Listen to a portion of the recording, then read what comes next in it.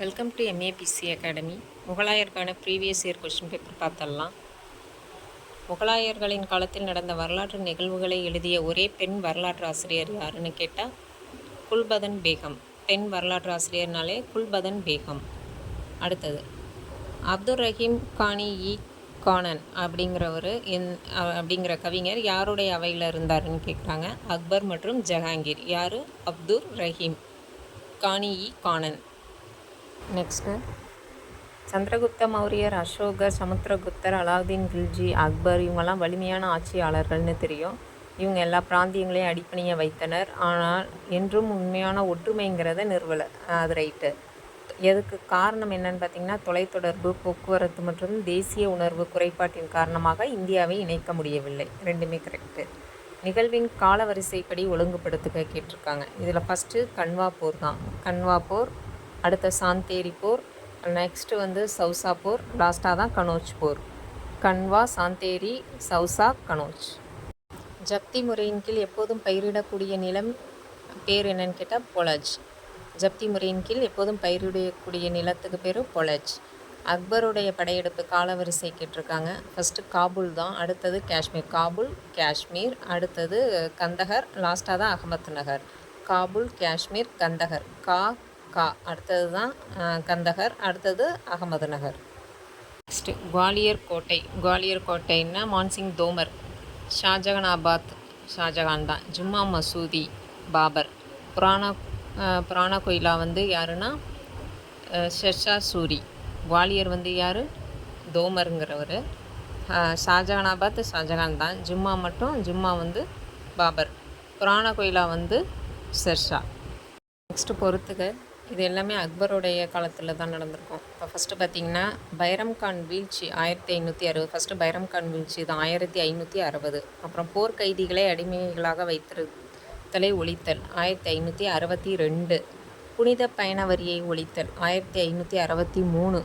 ஜிசியா தான் கடைசியாக வரும் 4. 1564. ஜிசியா 64. ஆலம்கீர் நாமாவை எழுதியது யாருன்னா முன்ஷி மிர்ஷா முகமது காசிம். முன்ஷி மிர்ஷா முகமது காசிம். எந்த முகலாய இளவரசரின் படத்தொகுப்பு இன்றும் லண்டனில் உள்ள அலுவலக நூலகத்தில் உள்ளதுன்னு கேட்டால் தாராசுகோ. தாராசுகோவுடைய படத்தொகுப்பு தான் இன்னும் லண்டனில் இருக்குது. தாராசுகோ. ஆலம்கீர் நாமாவும் தான் முன்ஷி. தங்களுக்கான சுயசரிதையை அவங்களே எழுதினவங்க யாராருன்னா பாபரும் ஜஹாங்கீரும். மன்சப்தாரி முறையை அறிமுகப்படுத்தியவர் யாருன்னா அக்பர். மன்சப்தாரி அக்பர். ஹுமாயூன் மிக கொடூரமான பாமினி சுல்தான். தப்பு. பதவியேற்புக்கு முன் சகோதரர் சண்டை ஏற்பட்டது. ரெண்டுமே தவறு தான். இதில் ஆப்ஷன் தப்பாக இருக்குது. சி தான் கரெக்டு. முகலாய பேரரசர் அவுரங்கசீப்புக்கு பதிலாக புரந்தர் உடன்படிக்கையில் சிவாஜியோடு கையெழுத்திட்டது யாருன்னா ஜெய்சிங். அவுரங்கசீப்புக்கு பதிலாக புரந்தர் உடன்படிக்கையில் சிவாஜியோட கையெழுத்திட்டது யாருன்னா ஜெய்சிங்.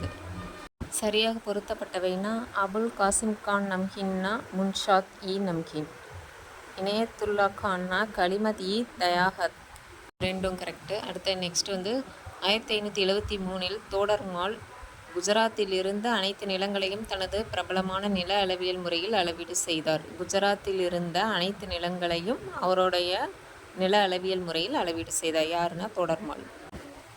தவறானதை கேட்டிருக்காங்க. நம்ம சரியானதை பார்த்துறோம். முகாதாசிஸ்னா பொது ஒழுக்க தணிக்கை. ரைட்டு. முகாதாசிஸ்னா பொது ஒழுக்க தணிக்கை. வாக்கியா நவீஸ்னா செய்தி நிருபர்கள். வாக்கியம்னு தான் செய்தி ஞாபகம் வச்சுக்கலாம். குஃபியா நவீஸ்னா ரகசிய கடிதம் எழுதுபவர் குஃபியா நவீஸ். இது 3 ரைட்டு. அடுத்தது அக்பர் தனது சகோதரர் மிர்ஷா அஜீஸ் கோகாவை டேஷின் ஆளுநராக நியமித்தார். வங்காளத்தின் ஆளுநராக நியமித்தார். சகோதரரை எதன் ஆளுநர்னா வங்காளத்தின் ஆளுநராக நியமித்தார். இத்மத் உத் தௌலா கல்லறை நூர்ஜஹான். ரைட்டு. இத்மத் உத் தௌலா கல்லறைனா நூர்ஜஹான்.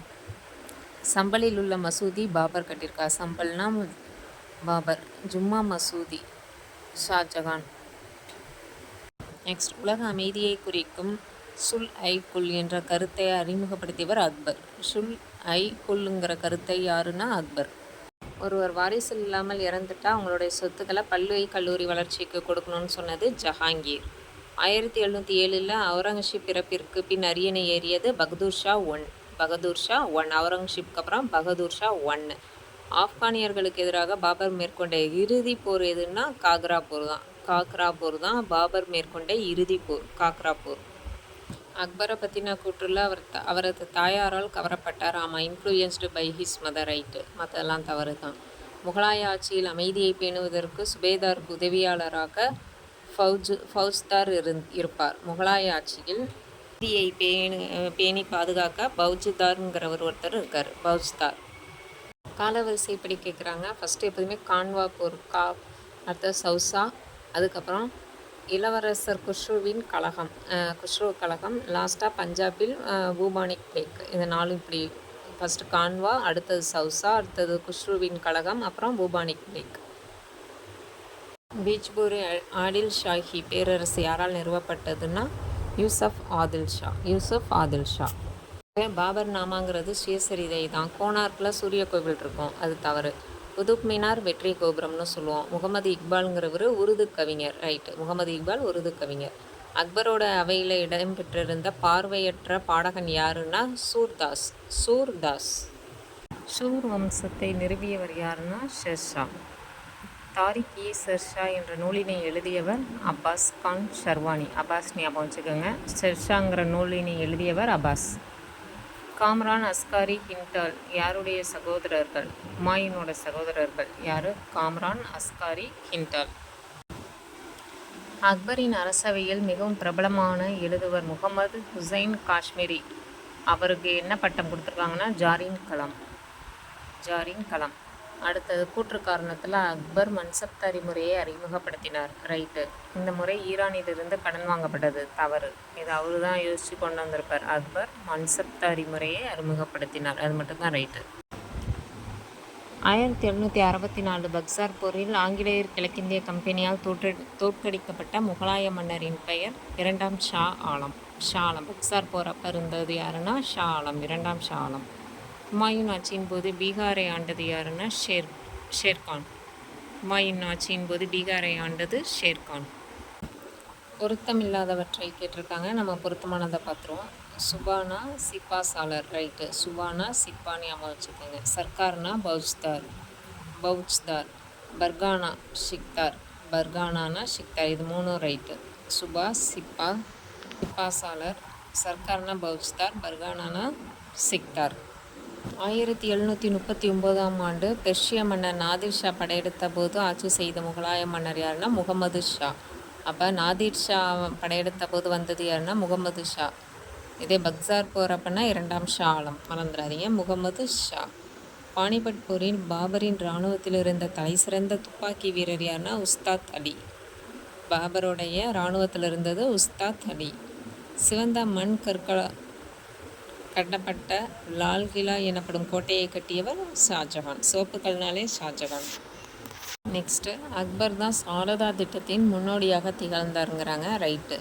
என்னென்னா ஆணின் திருமண வயது 18, பெண்ணின் 14ன்னு தீர்மானித்திருக்காரு. அதனால் சாரதா திட்டத்தின் முன்னோடின்னு சொல்கிறாங்க. நெக்ஸ்ட்டு ஆங்கிலேய கிழக்கிந்திய கம்பெனி தனது முதல் தொழில்கலையை சூரத்தில் தொடங்குறப்போ யார் முகலாய மன்னர்னா ஜஹாங்கீர். தவறான இணை கேட்குறாங்க. ஷாஜகான் நாமா ஷாஜகான் இருக்குது, அது முகமது தாகிருங்கிறவர் தான் ஏற்றிருப்பார். இப்போ ஃபஸ்ட்டே தப்பு. துசுக்கி-இ ஜஹாங்கீர், ரைட்டு.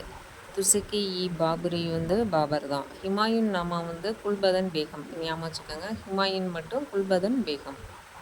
நெக்ஸ்ட்டு அக்பரது மிக சிறந்த இசைப்பாடகர் பற்றிய தவறான ஒன்று. தாராசந்த் கிடையாது. தான்சன், சூர்தாஸ், ராம்தாஸ் எல்லாம் அக்பரோட அவையில் இருந்தவங்க. தாராசந்த் மட்டும் இசைப்பாடகர் கிடையாது. இஸ்லாம், இந்து சமயம் உள்ளிட்ட பல்வேறு சமயங்களை சார்ந்த கூறுகள் எனது கல்லறையில் இடம்பெற வேண்டும்னு கூறியது யாருன்னா அக்பர். போர்ச்சுகீசிய பாதிரியாரால் ஐரோப்பிய ஓவியங்கள் எந்த முகலாய மன்னரின் ஆட்சியின் கீழ் அறிமுகம் செய்யப்பட்டதுன்னா அக்பர். போர்ச்சுகீசிய பாதிரியாரால் ஐரோப்பிய ஓவியங்கள் யாரோட ஆட்சியில்னா அக்பர் ஆட்சியில்.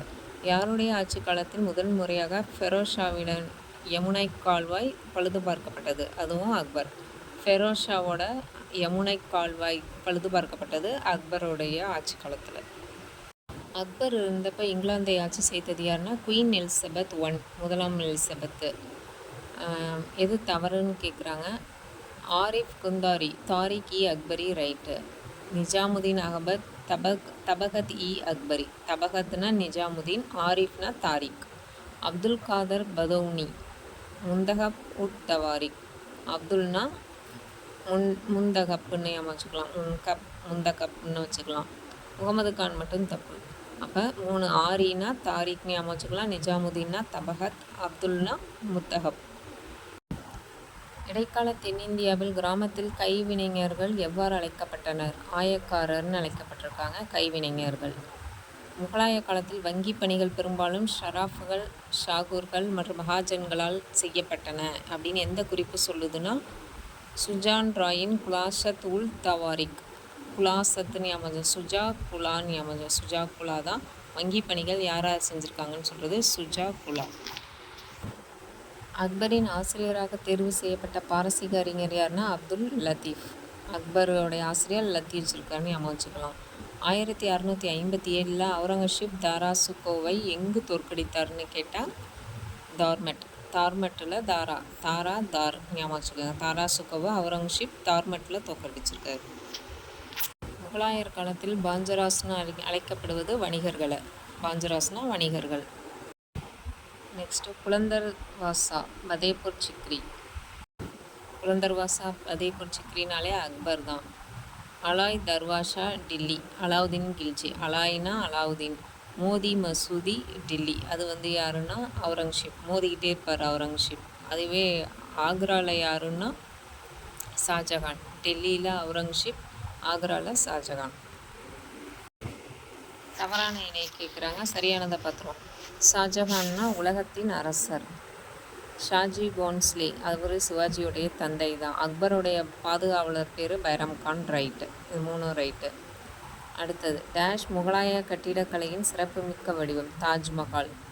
மகாபாரதத்தின் பாரசீக மொழிபெயர்ப்பு தான் ரசம்னாமா. ரசம்னா மகாபாரதம், பாரசீக மொழிபெயர்ப்பு. ரசம் மகாபாரதத்துடைய பாரசீக மொழிபெயர்ப்பு. பேரரசர்களும் பிரபுக்களும். பாபருக்கு கீழே டர்டிபெக். ஹுமாயூன்னா பைரம் கான் வருவார். அவுரங்கசீப்னா ஜஸ்வந்த் சிங். அடுத்தது தீன் இலாகியை ஏற்றுக்கொண்ட அக்பரின் அவையில் இருந்த ஒரே இந்து அரசவையினர் யாருன்னா ராஜா பீர்பால். தீன் இலாகியை ஏற்றுக்கொண்ட அக்பர் அவையில் இருந்த ஒரே இந்து ராஜா பீர்பால். கடல் செல்கலன் கட்டும் திட்டத்தை முன்னெடுத்த முகலாய மன்னர் ஷாஜகான். கடலில் செல்கிற கலனை கட்டும் திட்டத்தை முன்னெடுத்தவர் ஷாஜகான்.